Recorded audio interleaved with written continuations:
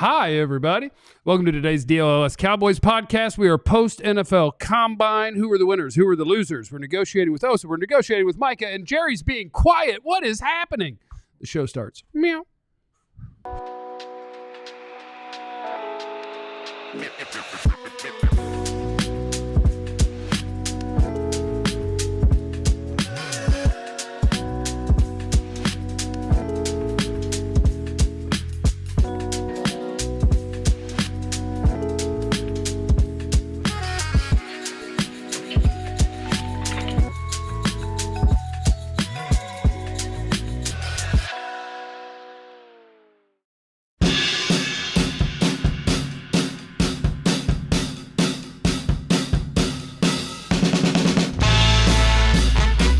Get it, everybody. We appreciate you being here before the show even starts. Look at you, sweethearts. Greg M. What's up? First one in. Jeremy, Nesto, Dave, Jerk. We see you.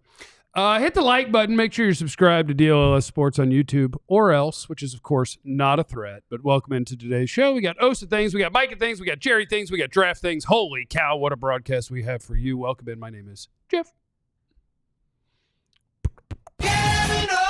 That's me. Next to me is former Cowboys wide receiver Jesse Holly. Oh, Jesse Holly went 77 yards. It must be a reality show. Shout out to my boy Danny McCray for what he is doing with the Girls Flag Football League in here, the DFW area. Got my shirt there on. It is. I am one of I am a part of this, but I am under the leadership of Danny McCray. Girls Flag Football is going to be huge in DFW. Have you met Vanita? Yes. That's my quarterback. Yep.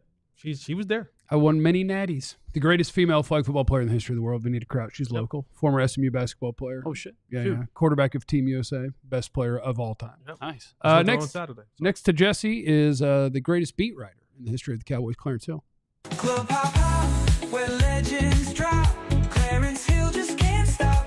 Breaking news, you gotta hop in Club hop hop. Next to him you guys all have songs too. I just don't understand. It's just the show's an hour. If we play every song Yours is the best song. every day. You the OG. Next Clarence is Legends drop.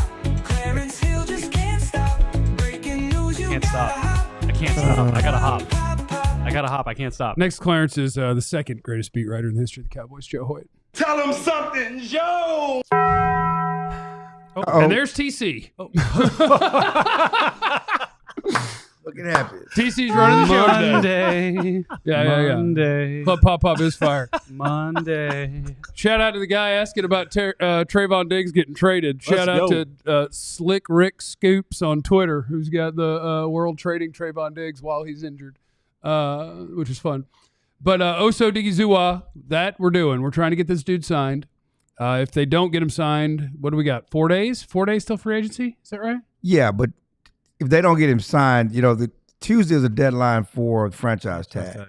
And so that's the deadline for the Cowboys right now. They're trying to get him done, try to get it done last week. They talked about that last week. We talked about that last week. Some of us don't want him to sign Osa Odighizuwa for obvious reasons. What are the obvious reasons? I don't understand. They don't think he's worth that kind of money. Oh, just a little old school hating. Yeah, that's pocket watch. I like the way that you're going after Jesse. Pocket watch. Right, your opening monologue. Some of us don't want to sign Osa, but the Cowboys want to do it. Some of them think the Cowboys were focused on getting Osa done, but apparently they really want Osa. Just talking to the coach, he's key to what they want to do in the 4-3 defense. Certainly with Eberflus, you need that 3 technique. You need that pass rushing 3 technique. They want to get Osa done, and again, if they don't get him done by Tuesday, which is the deadline for the franchise tag, they will put a franchise tag on him so they can continue to negotiate, keep him off the market, right? And continue to negotiate. It's like a placeholder. You got the water? Oh, is he carrying the water? No, I was going to carry the water. Oh, you want to carry the water? Don't okay, do Joe's going to carry the water a little bit for the team. I love the threat of the franchise tag for the Osa because you love holding labor down. Yes, and suppressing the free market. Unions. I'll bust them. Yeah. No, I love the idea because I think it's going to put Osa in a tough spot. I think that Osa, it's like, hey, Osa wants more than $20 million, right? I think that's pretty obvious. I think on the open market, he would get more than $20 million. He might get 22, 23, shoot, maybe even $24 million per year on a long-term deal. Cowboys don't want to go there, and so they're like, hey, I mean, you can take the bird in the hand now, or you can bet on yourself, have that $25 million 1-year deal, and then see what happens. And I don't think that that's something that Osa, it would be a risk for him, frankly. And I don't know if he wants to do that. So I'm carrying the water because I think it's a good move to kind of put that pressure on. Yeah, you can have one bird in your hand, or you can stick 2 hands in the bush. Exactly. Is the way that saying goes. Just going to leave this here. Is that the way? That is not the way the saying goes. A bird in the hand is worth 2 in the bush. Yeah. Right? Yeah. That's it. Yeah. That's so are you going to put 2 hands in the bush, or do you want to have a... Yeah. That's where I'm missing what's going on with the... No, I get it. I'm mostly anti all the tools in place to hold labor down, mostly. But as somebody who does want to see the team win, yeah, I get it. You use every lever that Jerry has helped to create to ensure his profits while suppressing salaries as best he can, and that's great. Because no team, like a team might sign Osa to a 4-year, $100 million deal or whatever, right? Yeah. But they're not going to sign him to a 4-year, $100 million deal and give you 2 first-round picks, which is what happens if you franchise tag him and then he takes that deal. And the last 2 guys they franchised, am I correct? Schultz and Tony Pollard. They played on the franchise tag. And then they signed elsewhere in free agency. I don't think that's the plan for Osa. At least that's not the plan what the Cowboys want for Osa. But that's on the table. Yeah. But, because they're not going to franchise him twice. Mm-hmm. There's a couple things, and I want to... Do you want to respond? And that's if he plays on the franchise tag, because I don't think, the goal is for him not to play on the franchise tag. The goal is for them, hey, we're not going to pay you $25 million a year, but we're going to give you enough guaranteed money over the next first 2 or 3 years of the deal that it makes it worth your while. That's the plan. Yeah. Did you want to respond to him attacking you in his open? I was not necessarily No, you're fine with that. No, I'm fine. That wasn't an attack. I'm fine with the attack. That's an attack goal. I still don't believe that Osa is an 80, 90, $100 million player. Not that I don't want him to get paid all the money that he can. I'm just saying from a player's perspective. And then what we may end up finding out is you're going to take a player who was successful in a different scheme, where there was some movement happening around him, where you had some more exotics things that were happening in that defensive front that allowed him to have some one-on-one matchup, that allowed him to do some different things and play in different positions. And then you're going to put him to a stationary spot, and then you're going to ask him to do more from that stationary spot with beating the defender one-on-one, beating some double teams and things of that nature. And if he doesn't equal out to what it's supposed to, you're going to have a lot of people upset and say, where the hell is the productivity and the sacks and all that kind of stuff? We're paying you X amount of dollars. But that's a horse for a different day. It's a conversation for a different day, horse of a different color. Horse of a different color. I guess I got a question for you. Let me get my stuff off right quick. Let me get my stuff off right quick. Okay. Let me get my stuff off right quick. The second thing is, if I'm Osa, because the Cowboys have backed themselves into this position again, with waiting on signing guys, waiting to the last minute to get deals done. They should have been working on the deal. They wanted to keep this guy a year ago. If I'm Osa, if I don't get the deal that I want, that I feel is right for me, I play on the franchise tag. Yeah. I play on the franchise tag. I take the $25 million. I bet on myself. You made a good point when we were talking about this earlier.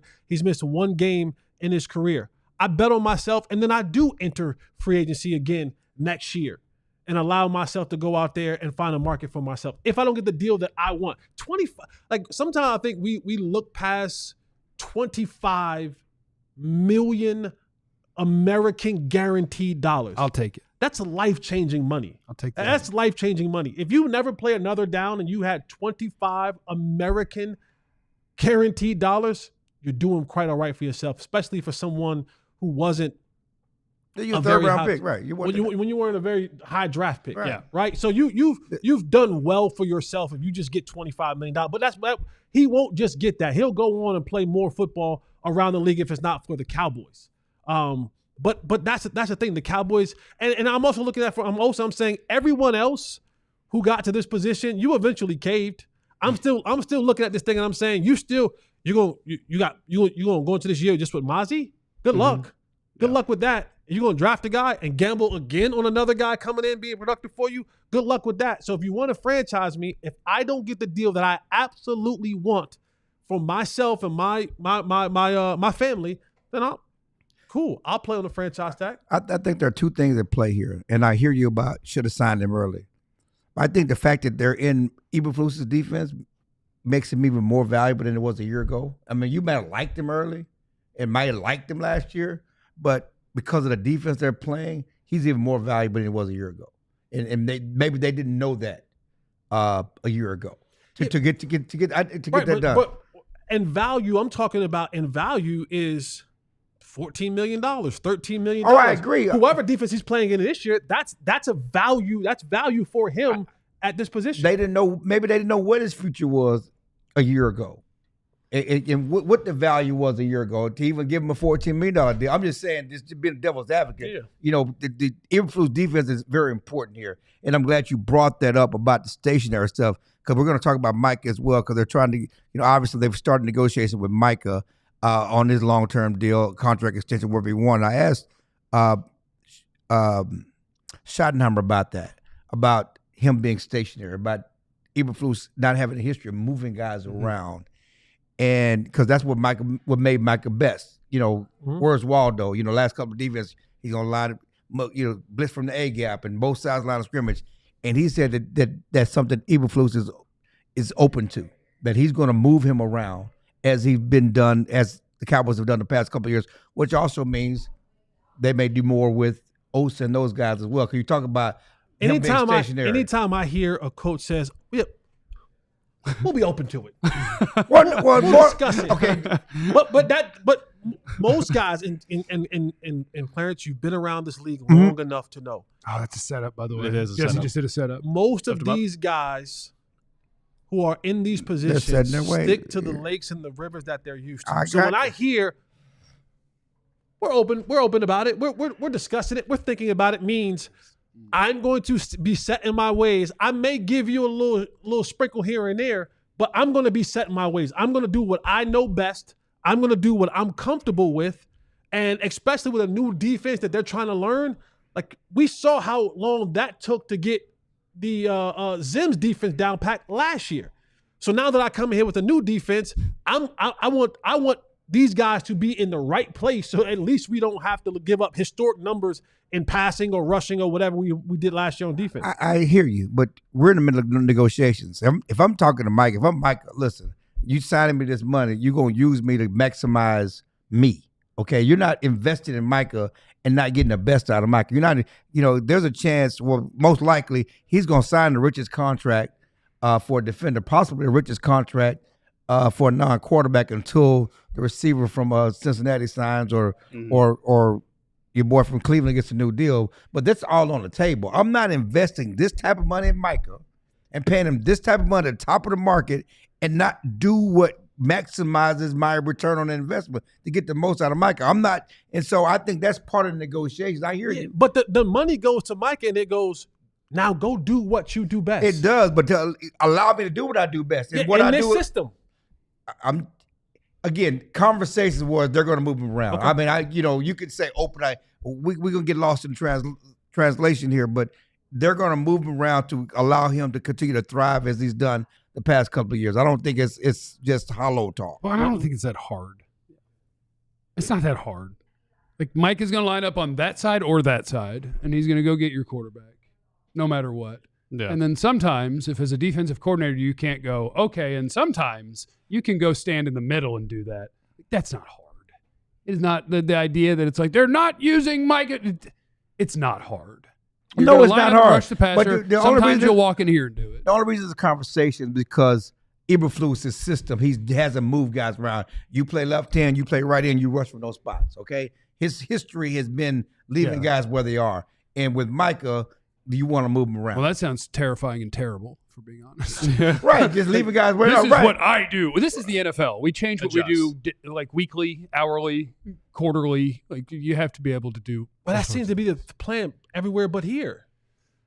Which would be bad. We stick to the rivers and lakes that we like. We don't adjust. We don't adapt like we supposed to here in Dallas. We're about to get ready. One quick note on Osa: he'll be if you do a $25 million franchise tag and he plays on that, he'll be a top 5 cap hit for defensive tackles in the NFL next year, and that would allow less flexibility though for you in terms of free agency and things you can do in terms of moving the salary cap. You can't say that right now. It's selectively aggressive. Because it's break time and it makes me want to say things. Okay, then how about after the break we come back to it? It just makes me want to say things. I'm sorry. the Cowboys starting their negotiations with Micah right before free agency starts, and the fact that they're going to tag Osa to take up as much money as possible while they negotiate with Micah is setting themselves up to cry poverty in free agency, and it's going to be their own effing fault that they don't sign players, but they're going to convince you that it's because they're strapped against the cap. They're choosing to be strapped against the cap. This is them. It's their playbook. It's what they do. Don't let them get away with it. I don't know what that means. Don't let them get away with it. Send a letter. Coming up next, I have to check. Jerry did not talk at the combine, and I think it's because I wasn't there and because I wasn't there to drink beer on his bus. That's fair. We'll find out what's going on with Jerry and his silence, and we'll do that next on the DLLS Cowboys Podcast. If you're looking for something exciting to do, grab a friend, grab a mate. You want to go out and meet new people. You need to go to concerts. You need to go to sporting events. You need to go to plays. There's a lot of sporting events can be more affordable around these parts. Yeah, they absolutely will. And if you want to save money in already the affordable parts of the sports, head on over to Game Time. Download this app. I put mine right next to my banking app so I know how much money I got in the account, how much money I can spend on Game Time. Yeah. And if this is your first time using Game Time, you're going to get money to get back into your account because you're going to save $20 off your first purchase. Put the credit card one next to it too. So if you run out of bank money, you could do some credit card money to go to the game. I, for one, not one who wants to spend credit card money on sporting events. That's Jeff's way of doing it. I like miles. But I can save you $20. Download the app, use the promo code DLLS, and save $20 off your first purchase. What time is it? Game time. Shout out to our friends at Sleeper as well. I don't know who's on the Mavericks anymore, but boy, what a great time to say that those guys are going to have more than their projected points in a game because street closes and street close. Still. The one guy's not here anymore, but the Lakers are winning every game. So that's fun. But that gives you a great opportunity to say that whoever's left on the Mavericks will have more than their projected points or rebounds or assists. We like Kyrie. Kyrie's a stud. That's what you do on Sleeper. You just say, hey, I think this guy's going to have more or less than whatever stat you want to pick that week. In football, you can do passing yards. You can do rushing yards. You can do touchdowns. You can do all these different things. And all you do is you make those picks, bang, bang, bang. You combine them, and the more you combine, the more that you can make all the way up to 100 times your money. So what you do is you download the Sleeper app, and new users can use the code DLLSBOYS. You get $55 in free entries. When you place a $5 contest, terms and conditions apply. See Sleeper's terms of use for details. Currently operational in over 25 states, including this one. All right, at the NFL Combine, it is tradition that at some point, Jerry Jones gets behind the wheel of that big old bus. He puts it on the curb outside the entrance to Lucas Oil Stadium. Skirt! Is it big enough that it makes that sound when it stops? Yep. And then Jerry has his driver cap on, and he opens the little door, and he says, come on in, y'all. And all the media walks in, and Jerry takes off his driving gloves and sits down. And then the media gets to talk to Jerry Jones about things. He absolutely positively does not drive. I was going to say, I'm laughing that you're making him the driver in this. In my day, it was Emery. I don't know who the driver is these days. New guy. Oh, we got a new guy. But Jerry. Two guys, actually. Scheduled. Oh, two-man driving team? Yeah, you can't just drive. One guy can't, just rules, driving on the road. You have to have a co-pilot for the size of that thing? You have your CDLs, you're only allowed to drive 10 hours before you have to rest. Pull off to a rest stop, get a nutty buddy. You got to rest. Take a nap. But if you got two people, you can have to rest. Yeah.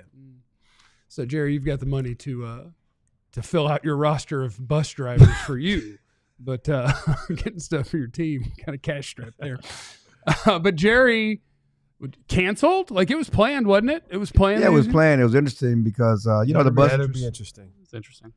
The bus is there, and so you got two drivers, right? You got one guy driving the bus, and another guy driving the SUV. So they're picking guys up in SUVs, it's just a whole operation, and certainly we're anticipating. There's no limit to the check he'll cut for his own comfort and convenience. We're waiting. I don't know how many hours I spent waiting and stalking Jerry in hotel lobbies and whatever else, but. They canceled the scheduled meet, but Jerry was still supposed to come in, so we're just going to get him at the hotel. Of course you are. Yeah, we're just going to find. He doesn't want to do it on the bus. We'll get him when he comes in. We'll get him in Club Pop. We'll get him in the hotel. And so we sat there all Friday, 6, 7 o'clock at night waiting for Jerry to come in. The bus shows up. Everybody gets off the bus. because they're having a team dinner. They do the annual team dinner on Friday night. Jerry does not get off the bus. He stays on the bus. Everybody else gets off the bus, go change clothes, go. And drinking or what? I don't know. He doesn't want to come to the lobby. He don't want to see us or whatever else. Turning up. They tell us that he can't fit the annual media scrum on the bus in this schedule, and he's supposed to be leaving the next morning. Like, hey, we'll do it at 7 in the morning, 6 in the morning, whatever else. You know, he has to go to Florida to an owners meeting, and he was supposed to be leaving. There's no time for us. And so we sit there and wait till like 8 o'clock, and they all leave and go to dinner, and Jerry never gets off the bus. And, you know, I said, well, we talked to him at dinner, you know, see if we can do it at 7 o'clock. And then. Boy, you're just tearing Tad up. Aren't you? The PR guy? I got to check. I got to check Tad. Come on now. And, we're flexible. You know, my flight leaves at 11. You know, whatever else. I'll stay. I'll catch a later flight. Whatever we need to do. Let's get this done. I mean, we invested to come here. You know, the main reason why we come here is because we're going to get Jerry on the bus. We spent money to come here. And so, you know, to do it next week, and I think he's going to talk on Wednesday when they do the Zach Martin press conference, which I say, basically, you're taking all the attention away from Zach Martin. Nobody's going to be there to talk about Zach Martin. We've already written most of our stories about Zach Martin retiring, right? Yeah. That's true. We're going to be a crappy day for Zach. We're going to be like, hey, Zach, how's it feel? And he's going to be like, oh, it feels good. And everybody's like, Jerry? Yes. Let's go. We're going to turn the Zach Martin press conference into Jerry's State of the Union. And so we're going to take attention away from Zach, which I would try to put this special day for Zach to retire and do all this stuff. And we're going to be asking Jerry questions about the Cowboys. Yeah. You know, and so that's kind of where we are. But, yeah, we sat there and waited, and he didn't do anything. I know there's conspiracy theorists out there. You know, Mike Florio is running with this dumb stuff. Don't you tell me my conspiracies. I might have a few working over here. I'm not talking. I'm just saying there are people, and Mike Florio. Your Recky Specky is wild. You know, coming on. Jerry's going to move up to the number one pick in the draft. He's not moving up to the number one pick in the draft. We don't have to move up to number one. The number one pick's coming to us. The reason why Jerry is not talking is not because they're moving up to the number one pick. It's also not because they're trading for Cleveland defensive end. We're trading for Myles Garrett, and we're trading Micah Parsons away, and we're trading Trayvon Diggs. Yeah. And Jerry, if he gets in front of the microphone, is going to tell you about all of it. He can't help himself because he's 82. And so they're keeping him quiet so he can't spill the beans before Wednesday? Yeah. He was tied up on that bus. Had a ball gag in. Or just a regular gag, whichever. You know, and the funny thing about it is the idea, they met with everybody, right? They met with all the agents. They were meeting with Steven. Jerry wasn't part of those meetings. With all the agents. Via Zoom. Huh? They wasn't Zoom. Well, he's still getting kept in the loop by people. He's kept, but he wasn't there for the meetings. They met with most Thursday, he's not there Friday. for lots of stuff that he recklessly speculates on right after his coach says something directly different. Exactly. And I wonder, you better wonder. I was going to say the same thing. Has his influence been lessened? Whoa. I think that's happened over years and years for sure. Has his influence been lessened? Yes. Do they make decisions? Ultimately, he has 100% influence whenever he wants. But I think that over the course of a decade, it has been less Jerry's doing what he demanded that he get to steal from Jimmy and more of, hey, Will McClay. Hey, Steven. Yeah. Hey, Scouts. He talks to a lot of people. See, that's where it becomes dangerous because if he's less involved in kind of the day-to-day stuff, but when it comes down to the moment of time for decision making, you got to go to the crypto.com. Does he? Where is his? You know what I'm saying? Like, where does his power rank in that? You know what I'm saying? In terms of decision making? Like when it comes to decision making, if you're not, if you're lessened from being part of the process, but when it comes time to put pen to paper, you're in there like, this is what I want. This is what you're like. I mean, a great example is the Brian Schottenheimer deal. Because I think if Jerry had it his way and there was no other feedback there or they would have hired John Madden. He would have hired potentially John Madden. Yeah. He would have hired, I mean, he probably could have hired Dion, frankly, or he could have went after someone else, right? But I think ultimately there was a lot of other people that were saying, hey, let's go after Brian Schottenheimer, and he had to be talked into it. Well, I don't think he was really trying to hire Dion, though. I would say I do think that he had to be talked into Brian Schottenheimer. But I don't think Dion was really a option. I was thrown out there. Once upon a time, well, to the point of what that means, like that Jerry would be interested in the flashy go-get-it thing. I actually think that he's not anymore. Like, I think that Jerry has gotten very, if you watch our DLLS Mavs show, like Bobby Corrala had a great conversation or calm rant about the state of who owns the Mavericks, who's making the decisions, and how it's like it's being run very businessy instead of like, I love this sport, I love this team, and I desperately want to win. I think Jerry's been transitioning that way for a long, long time, where it is very much he's running his business. And like, he's not desperate to make a big splash or take a big risk. He's desperate to keep status quo and continue to have the wealthiest franchise on planet Earth that's worth the most and have his operating costs be fine. Yeah. And you know what? Maybe Dion makes money, so maybe he would do that. Because you get Coach Prime gear. We had a Coach Prime Recky Specky. Jerry thing. Go to the super chat, TC. We got a super chat. Let's see. From Dro. Dro knows. He does. What are the odds that during the Cowboys coaching search, Jerry was actually interviewing Prime for the Arkansas head coaching job and not for the Cowboys? I think that's possible. I do think that Jerry tends to sink way more of his own money into Arkansas than he does in the Cowboys. That would be a crazy coaching staff, though. You have Coach Cal on the basketball side, and you have Prime on the football side. Well, Jerry also helped invest to get Coach Cal to Arkansas, right? Mm-hmm. Yeah. He loves cutting checks for them. Yeah.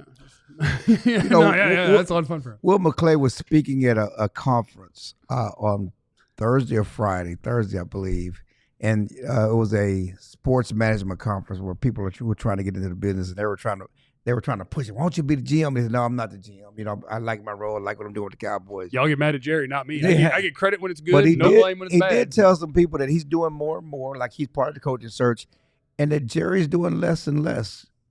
Not as involved as he had been in the past. You're a good lawyer. You asked us a question that you already knew the answer to. I'm just saying. Hey, is his influence lessening? He's been. I'm just saying it's something he said in front of the people. Doing less and less, which just makes it even more absurd that at the age of 82, I really hope, we all have an ego because we're so badass at what we do, right? So we all have an ego. I have imposter syndrome, so Yeah. Okay. Yeah, and we can work through that too. Okay. But the fact that at 82, kind of on your way out, the ego has never lessened, even if your role and you're stepping back more, just the insistence for no reason other than I demand it. Make sure those two letters stay next to my name. Yeah. I'm the general manager of this team. Oh, you're doing less? And you already did less than any general manager of football. You're already doing less. You're doing less and less. So you're not the general manager of the football team, but you still demand that those letters be there? Of course. It's just goofy. Of course.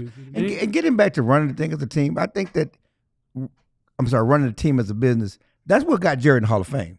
He changed the business model for the NFL. Okay. Oh, he's made everybody way more money than they would have made. And that's why the ego doesn't go away. Yeah. That's why. And that works for the players too. Yeah, your pay goes up too because of Jerry. Yeah, he changed the business model because he wants to run it as a business. He's running his team, the league. It's a business. And I'm sorry if the Mavericks felt that, Cuban was all about heart. And, he ran his business when in 2011 when he didn't bring those guys back, right? That was a business. Oh, no. That was 100% business decision. I think Cuban wasn't a very good GM, but the fan base knew that nothing mattered to him more than winning. That dude except in 2011 when he didn't run it back.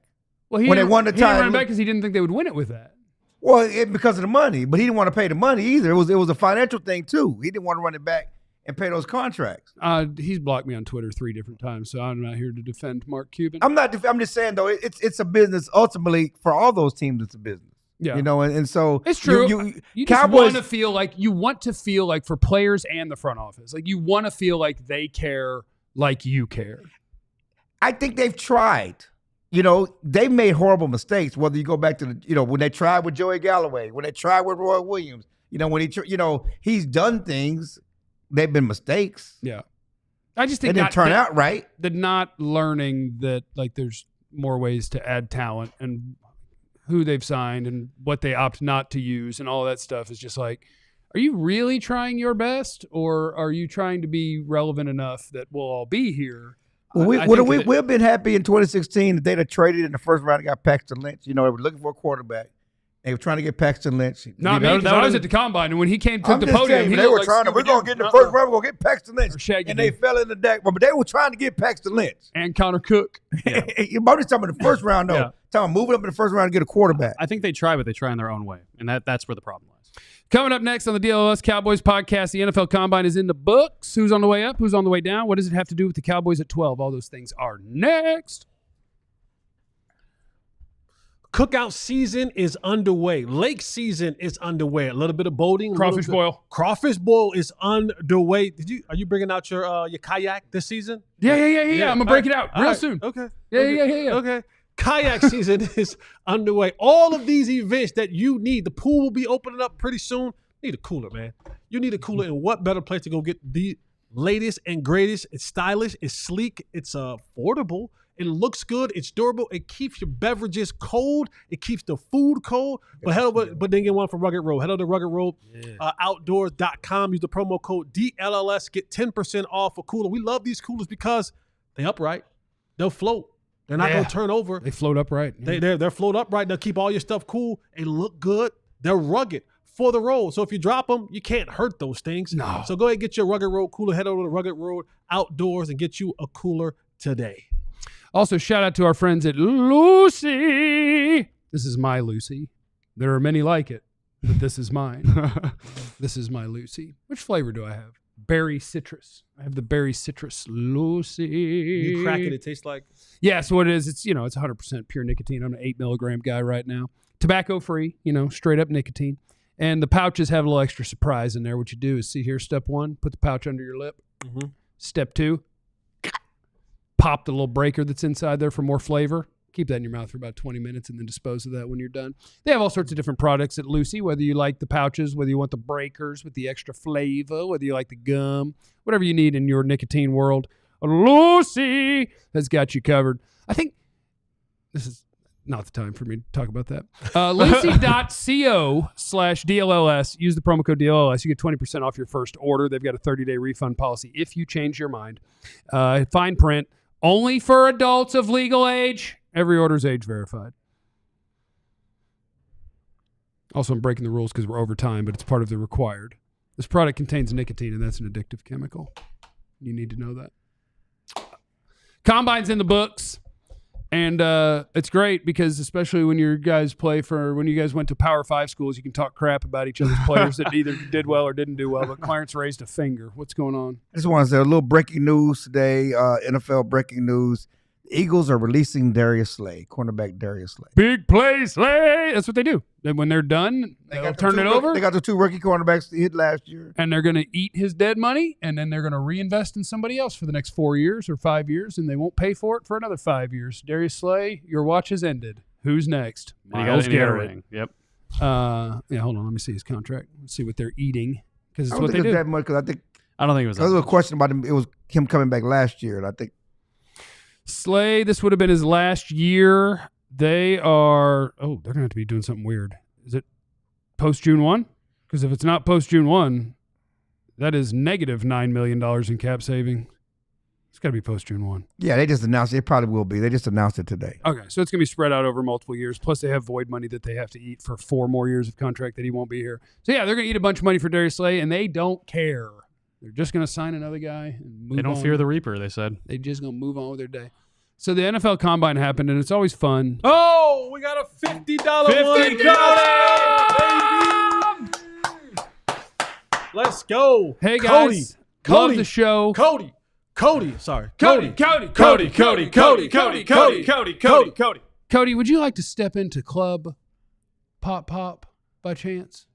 No? All right. No. Okay. Come on, guys, love the show. He's busy. Can you guys give us the top 2 realistic free agents you could pair with your favorite round 1 and 2 combo in the draft? Well, that's a very involved segment. 4 guys that could help this team take the next step. Here, you do free agents, or you do the draft, I'll do free agents? Puna Ford. Okay, that's one. He's my obsession. The reasonably cheap, Ashton functional Jeanty. NFL player. But in addition to Osa. With Osa. Yeah. And I'll draft a guy too. Yeah. So at free agent, I need a defensive tackle. I probably sign a linebacker. Come on. How about Amari Cooper? How about at linebacker, we sign give me random line. Bobby Wagner. Let's go. Bobby Wagner, Poona Ford. Now you got a linebacker. You got a defensive tackle. You can go draft a little bit cleaner. Joe just took Ashton Jeanty. And how about Jade Barron because his arms are short and he's going to slide. And Jade Barron in the round second 2. round. Barron is not going round 2. I mean, what are you doing? Let's put What do you mean? What do you mean? What am I doing? $1,000 on that. He's not going round 2. That's crazy. I ain't got that kind of money, Chill. He's not going What round about 1,000? 2. What about 1,000 versus 100? What about 10? What about a little 10 to 1? Yeah, I get 1,000, you get 100. How Yeah, about let's do that? some odds. No. Odds. Round 2. He's got short arms. He runs a 4.3. Jade Barron had that's a good combine for him. It's a very good, especially after the show the size. He needed to run fast. Yes. And him running fast only followed what you saw on tape. I'm doing the Jeff thing where 11 teams certainly wouldn't pick Abdul Carter. Oh, Abdul Carter's getting picked 12th. Yeah, and then Jade Barron's going 44. Yeah, Abdul Carter he's got a foot gas mask situation happening right now. His foot's in a gas mask. His little stress reaction. It'd be typical of the Cowboys. Is gearing up to be a natural falls to the problem. Cowboys and he turns into a club foot. Yes, you have to cut it off. Jalen Smith turns into 2.0. Jalen Smith. So Abdul Carter, the projected, who knows, number 1, number 2, number 3 overall pick, depending on quarterbacks and Travis Hunter. Last week it was reported he had a stress reaction in his foot, and I was talking to our buddy Brian Broaddus this morning, who was reading a text from somebody in the NFL, and he was like, you can see the lines in there where it's like, it's not good. That reaction is leading to something. So he may need a screw in his foot. He may need surgery. You hate when big guys have foot things.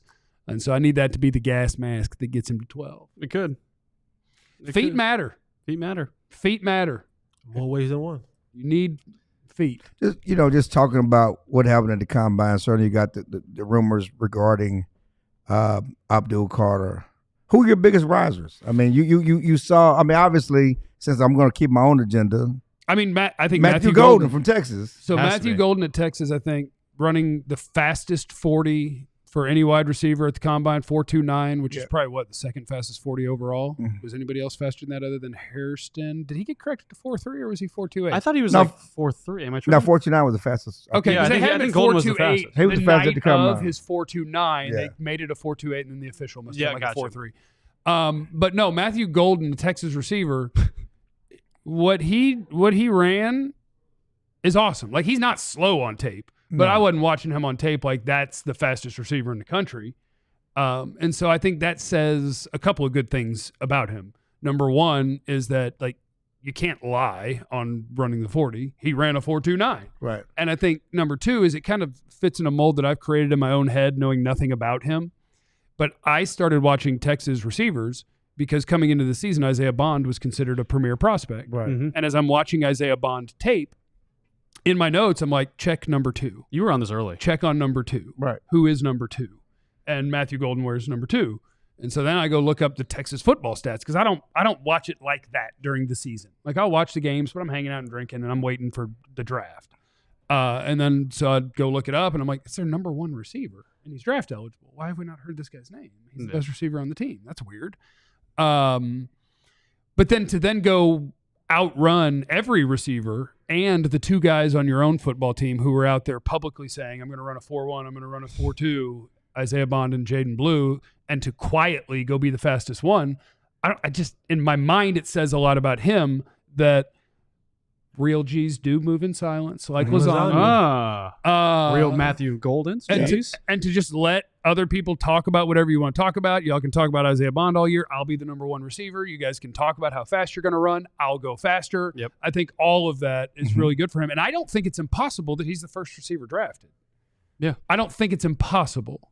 Yeah, there's a lot of talk about that after the combine because his tape is a tape, but then to run the 4.29 it opened a lot of people's eyes. And you don't want to put too much into a combine. The tape is more important than the combine. No. Now, if a guy does all of his testing and he does everything and he tests as a guy that's not an NFL athlete, that's a problem. Right. But the guys who test okay, good, great, if you have great tape and solid testing, I'll take that all day over average tape and the best athlete ever. No doubt. All day. Because there's a guy that tested as like the best athlete at corner ever. His name is Darian Porter at Iowa State. Go Cyclones. He was a 6-year player. He became a starter in his 6th year. And even in that year, he was a rotational player. Like, they were moving guys in and out. I'm watching tape like, is he hurt this game? Is he suspended? And the answer was no. He's just not even a full-time player. Yeah. And there is talk. I saw a mock draft this morning where he goes in the 1st round. because he's 6'3", he ran a 4.3. His jumps and his shuttles were elite.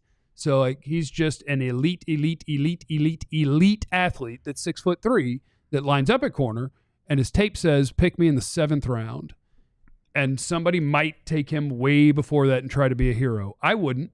Don't overvalue the combine. So I'm doing this new thing where I refer to certain prospects as arrested development players because you know the meme in arrested development where I go, hey, it didn't work for them, but it could work for us. Oh, that is so football coach? Yeah, and it could work for us. And I think that there's a couple guys that now fit that. Porter is a good example from Iowa State, right? It's like, hey, production didn't really show up, but maybe we can turn into Shamar Stewart's another one. Hey, at A&M, he didn't really have the production, but my God, that's Myles Garrett 2.0. If you just look at him, let me get him and turn him into it. The other one for me that is going to rise, I think, and it kind of I'm putting into question about, frankly, how good he is, and I think he can go before 12, is Armand Membu from Missouri. I think that's a guy that tested extremely well. You look at the measurables, oh my God, it's Trent Williams 2.0. But as we've talked about off show and on show, I don't see what other people might be seeing. He's been kind of hyped up for a while as a guy that, hey, this guy could be a top 10 pick. People are talking now he potentially could be the top offensive lineman taken now after that work. Because of the running. But the tape doesn't fit. Exactly. But just getting back to the Cowboys at 12, I mean, right now, you could have that your guy from Missouri, Will Campbell, Josh Simmons, the Texas guard, our tackle Banks, Ted McMillan, Turley Golden, Campbell. Johnson, the corner. Where do you go? You pick whoever your team has decided is the best player, whoever is ranked as the best player. You don't go by need. You go by best player, especially if the best player is at a valuable position. I might feel best right now about the offensive line guys. I think all of the offensive line, for the most part, the top guys, had a good combine. Like the LSU tackle Campbell. Yeah. He had one thing that wasn't ideal at the combine, which is his arms are less than 33 inches long. Right. Tackle, you'd love for it to be 34. That's one of the thresholds at some NFL teams. When you say this guy's arms aren't 34 inches long, teams start talking about, all right, tell me about him at guard. We're going to start moving people. Could it be your Zach Martin replacement?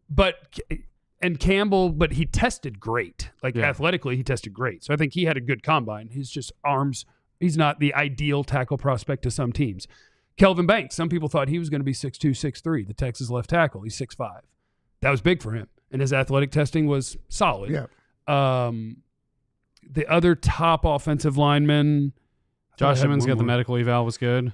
Josh Simmons is Ohio State's left tackle, who I think probably has the best left tackle tape in the class and is a no-doubt tackle. You're not going to talk about playing guard. He's a no-doubt left tackle. His knee injury, I haven't seen it officially reported, but it was a patella, and that's a big one. It's bigger than tearing your ACL. But the reports from the combine that came out are positive, and that he would be ready to play football. If that's true, I think he's a great pick at 12. Yeah. If you feel really good about his knee, I think he's a great pick.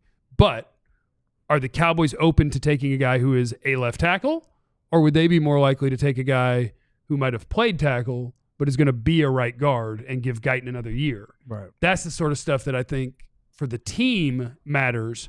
I would take a good left tackle prospect, I'd take that in a heartbeat over feeling better about your right guard. And then we can figure out last year's first round pick. And the Cowboys are trying to feel good about Guyton. They say he's in the weight room. He's already working, and they want to feel good about him. They think he can take the jump or whatever else, but they will cover themselves.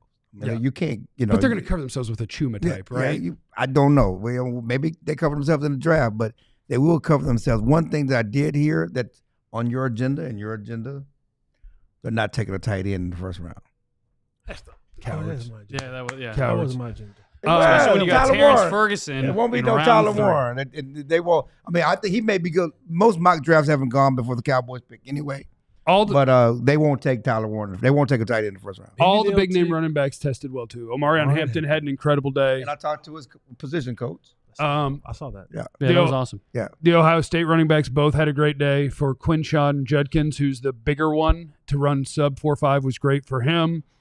He's explosive, man. Yeah, I think all of the big name running back. Well, Caleb Johnson ran a 4.57 or whatever. I don't care. Running back 40 times, unless you're running a 5 flat, it's not that important because you don't have a direct opponent, and he's not a breakaway home run hitter anyway. It's already on the tape.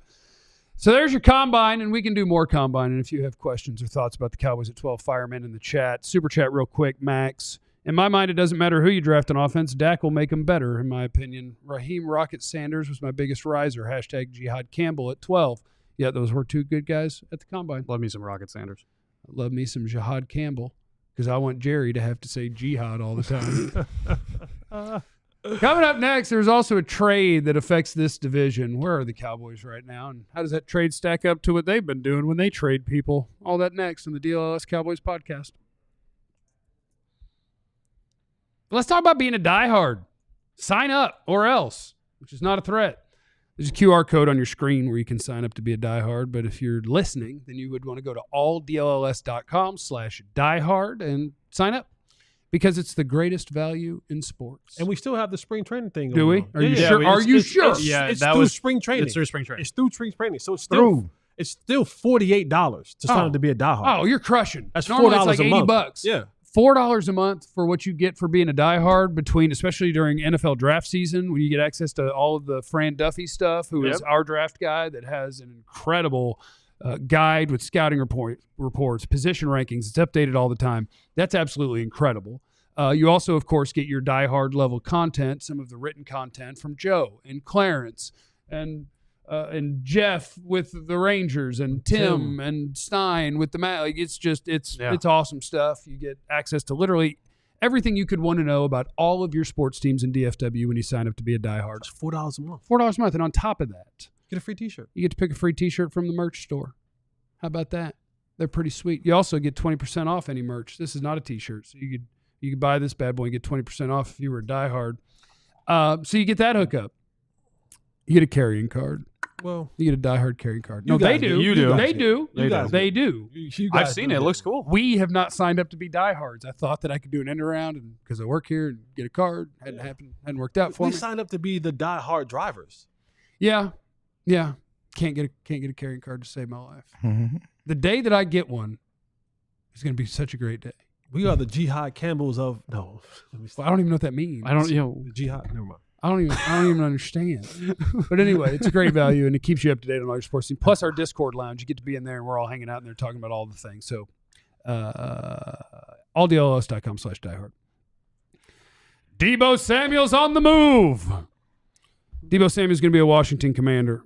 The cost for Deebo Samuel to become a Washington Commander was a 5th-round pick. That's all I'm going to say. You guys have a great day. 5th-round pick. It makes sense. And the Cowboys gave a 4th. Mm-hmm. It's irrelevant to the Deebo conversation. Gave a 4th for Jonathan Mingo. And well, you can't compare him because he's on a rookie deal, and Deebo has a 7. I think it's a 17. People, it's not a 20. He's going to cost them 17. Yeah, 17 million. You'll pay the base salary. Yeah, $17 million. No, okay. but that's the wrong thing to say. You can't compare him because he's on a rookie deal and he's good. No, the real thing is you can't compare him because we've already scrutinized and criticized the Mingo trade into the sun. That has not changed. Like, that 4th-round pick was always going to be a bad deal. Jonathan Mingo was a backup on a team that was beat out by an undrafted free agent after he was a 2nd-round pick. He had shown nothing in terms of optimism for the future, and to give a 4th-round pick for that was frankly asinine. So that has not changed with the Deebo Samuel trade. Yeah, but it happened. It's in the division. We're going to talk about it. We're going to compare this. First thing you think about, they can't but 5th for Deebo. You get this guy for a 4th and he can't play. We don't have to pay $17 million though. See that's you know? see. Go on, get on it. See, it better see. Yeah. See what? That's the problem. What? That is the problem. What he just did? No. Well, it is what he did, but don't that's what come fans after me are doing. on a Monday. That's what fans are doing. Go ahead. Not on a Monday. Go, Jerry. Cook, Jerry. This is y'all problem. You people. I don't have a you people. What do you mean? You people. You people. All of you hypocritical capologists. Oh, okay. All you hypocritical capologists. Oh, you want some of me on a Monday? Yeah. Okay. Get up out of here. Because this is the part. See, and I don't blame you. You're a victim. Like a lot of you. I have had a victim mentality at times. You guys are victims. Because for so long, you have been hoodwinked. Yeah. Bamboozled. Led astray. Run amok. Yeah. No, seriously. Short in fraud. You had the wool pulled over your eyes. Yeah. Cowboys fans have been you have been in such a fog because you don't realize or understand or know what winning now football feels like. It's true. You want to talk about, Catboy, And y'all talk about that because you don't know what winning football feels like. And at times when you have a team that you feel like, by the way, the Washington Commanders, last time I checked, was in the NFC championship game last year. Yeah, they were in that game, yeah. I remember that. With the rookie quarterback. Yeah, I remember that too. With the salary cap that has gone up this year. Mm-hmm. Yep. They feel like we have a win-now football team. They do. They understand that the window is now. And so a lot of times you pay a little bit more to put players on your football roster that's going to give you a realistic chance to win right now. What about the pie? The hell with the pie. There's only so much pie. You worry about the pie down the road, but you attack the window that you're in right now with real aggression. See, y'all are victims. And you've been manipulated. Well, don't victim blame. You are victim. Don't attack the victim. You've been manipulated for so long. I have not. To believe. I've been telling them that things like this, Washington got better. Yeah. Right. They got better. A little bit. You know, they got better. Because now you have to game plan. When you go into the West with Washington, watch out for the washed up guy. I'm not looking for Deebo to be the number one guy. I got Terry McLaurin for that. Yeah. I got a good running back in Robinson. I got a damn good dual threat quarterback in Jaden Daniels. But now I got this gadget piece that I can see. They thought I was gonna get that with Dotson, but now I got this other piece. No, Dotson. They moved right. Yeah. So now I got this piece right now. I can line them up in the backfield. What you gonna do when you RPO with Robinson and Deebo in the backfield with Jaden Daniels? Hit the hell out of everybody. Yeah, okay. What you gonna do when they line up in the bunch set and now you don't know whether I should be a safety or a nickel or a linebacker that had to guard Deebo Samuel? He's a factor. I'm not looking for him to have 1,500 yards, but I've now created another option that you have to worry about in the game planning. They got better. Yeah. So stop telling me about this, but what about the $17 million that come with that? Don't be a victim. Stop being manipulated. A team got better, and you should take notice. Look at what the other teams are doing around your football team, Cowboys fans. We don't have cap space for $17 million. You absolutely do have the cap space if you put the contracts in place the proper way. Oh, that. When you actually are football intelligent, you understand how to move things the proper way and to get pieces to actually make your football team better now. Washington is better right now, and you're going to have to deal with them twice a season next year, and I will keep receipts because I know a lot of y'all was on my Twitter this weekend. I'll keep receipts. Messy Jesse. And I'll let y'all know. Why were people on your Twitter? Because I called them victims. Yeah. Oh, I called them victims. You went at people. You attacked the victim. And you know what the Cowboys did after Dak's rookie year when it went 30-3? Nothing. Yeah, nothing. Oh, yeah, he's got some stuff here. They didn't do anything. They signed Nolan Carroll and Byron Bell. What up? Byron Bell was an O-lineman? Genuinely two guys I've never heard of. Oh, Carroll was a DB for the Eagles that was good 6 years before the Cowboys. Oh, yeah. Okay. Now I remember. Yeah. Nolan, I mean, those are the guys that have is Nolan Carroll and Byron Bell. I mean, you could go down and do 17 and 18 and 19 and 20, and you will not have a good time reading off the free agents that they've signed. That's what's so crazy about everybody talking about Dak's money. When they weren't paying Dak, they didn't go all in free agency and add guys because you got a quarterback on rookie.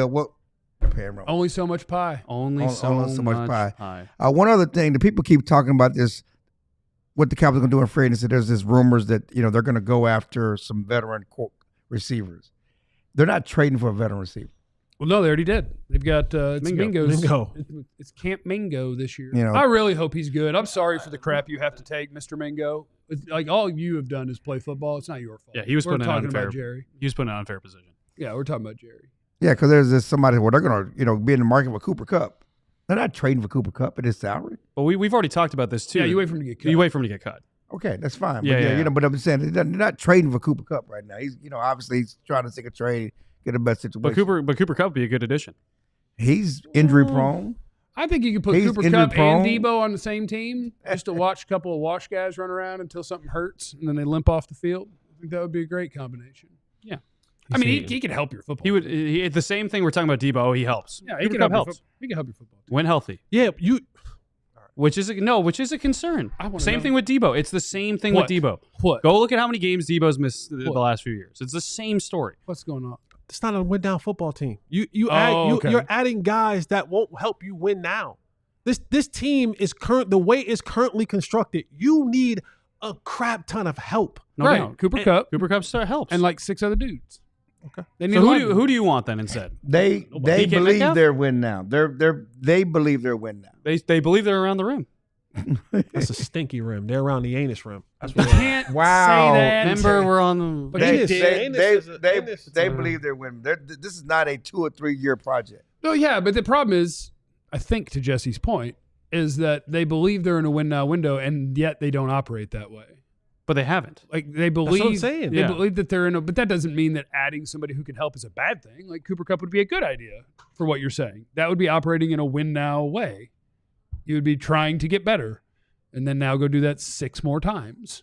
Yeah. And then you've I actually think you got need to to do change. the other things 6. I think the other 6 things need to happen first, Okay. then Cooper Kupp. Okay, he's a little icing. Yeah. Oh, so you don't like the cherry on top ideas because you're not a fan of Ashton Jeanty Yeah, either Gene. because that's too much of a cherry on top. There's no. You have to have something No, to top the cherry with. that's what they I'm don't saying. have. They don't have a cake. They don't have a cupcake. They don't have a piece Well, we of got to cake. start They don't- somewhere. We're trying They to get got offensive flowers. line, We're coach. cool. We're cool with adding the cherry now before the cake gets there. That's my point. They got And they that's believe the why offensive line coach is gonna make a You're a difference. victim too. How is that being a victim? You're a Go victim. get good players. You're a victim of the. I want to add the cherry before I even have the cake. You have the same mindset that they have. The Cowboys Well, have. no, No, we no, get no, no, enough no. They're not cherries, even that's a adding meal. cherries. That's not a meal. If you get enough cherries, No. They're not adding cherries. is cherry a fruit? Yes. Yeah. See, we're being healthy. They're not. They haven't added cherries in a long time. I'm First saying of go all, add some cherries in general. It's not even about. It's just about adding good players. Thank you. Does, Like does it have to be? Does cherry it have to doesn't be? make the fruit salad. But does it have to be? Go get the substantive fruits that But make a can't they, fruit salad why can't and they then do? add the Why cherries. can't they do both? Why do you have a chronological order? Why What's you- stopping you from signing a running back and also improve your offensive line? They need a running back. Because that's the way. That's the opposite way of doing things. Improve the offensive line, then get the running back. Well, as long as you do the things, you've done the They things. don't do the things, The thing is though. to do the things. It's They like- don't do the things. But they invested a first-round pick in an offensive line. They Sorry, did. I couldn't. They tried to improve the offensive line. I couldn't even finish it seriously. You know what? I think this year I'm gonna make a vow It's to, 'cause I knew to it'd piss you myself to never to not worry about making people angry or sad. Because I think last year when they picked Guyton, my initial reaction was he can't play as a rookie. There's no chance. Like you picked a guy that you're praying to God develops into an NFL player. Like, but then you get like a week away. It's like, okay, but that's over now. And so you kind of try to find a positive and like, yeah, and No hopefully, doubt. and oh yeah, and then you have 3 good reps against Parsons in a practice. And it's like, oh yeah. Oh, y'all remember y'all argued me down? Y'all remember that? Y'all Oh, no, I remember earlier in that, the year? yeah. Y'all But remember- also you take the remember that information y'all as was you all, go. Y'all was all arguing me about that whole I knew situation. he was bad And before y'all was you saying, did. Give him more reps. Give him more reps. And I'm like, you can give him all the reps that you want. That I'm don't make still a proponent of giving him more reps. Yeah, he needs all the reps. doesn't. He needs all. There the are reps. some things that no matter how much reps you pour into it, they're just not good at it. Well, yeah, but you can't bury people you just used a first round pick on. You give them reps. Okay. Well, you needed. You gotta what let were it- you going to they gain have by? to let it play out. What were you going to gain by Chuma rep? Here we go, team. We have a super chat. Blotty. Oh, shut up, Lottie. Bloody Dotty. Love I watching like the party. DLLS. Eagles just released Darius Slay, by the way. Good. We got that. And we do. Yeah, Thank you We don't need him. for to- loving us. Can't play Slay. Nesto, if you have Dak and CD, you have a cake. Good free agents and drafting is the frosting and the cherry. And Micah, yeah. If you They have some good core pieces. yeah. No, you are a win now team. You have Dak, CD, and Micah. You are a win now team. Because there's two places you can. Well, I guess there's 3 places you can exist. You're really a win now team with Super Bowl aspirations. You suck, or you're somewhere in the middle. The Cowboys should operate as a team that's in the top group, but they operate as a team that's in the middle group, and that's where they make their mistakes. Well, that's before they became selectively aggressive. This year's different. They're selectively aggressive. But selectively aggressive is less aggressive. Selectively aggressive. I think selectively aggressive is less aggressive than all in. Yeah. So if they were just all in, they're really dialing it back this offseason. Well, they were. All in the They weren't subjective. really all in, but this year they're going to make a point to be selectively aggressive. I hate their words. All of their at the end of the day, Obviously, just do something good, Cowboys. That's what we're looking Do for. something. Just do something. There's value in that. Just doing something. Turpin's Right? getting the second round tender. Yeah, maybe. Yeah, that's the expectation. It's not like Turpin's not going to take some leap, but it's a nice player to have here. You have an all-pro left guard. You have an all-pro wide receiver. You have an all-pro pass rusher. You have an all-pro quarterback a year ago. If the quarterback's healthy, you should be operating as a win-now team. if he can still play good football, which he did a year ago. So hopefully he can. And they won what? And what? And they won what?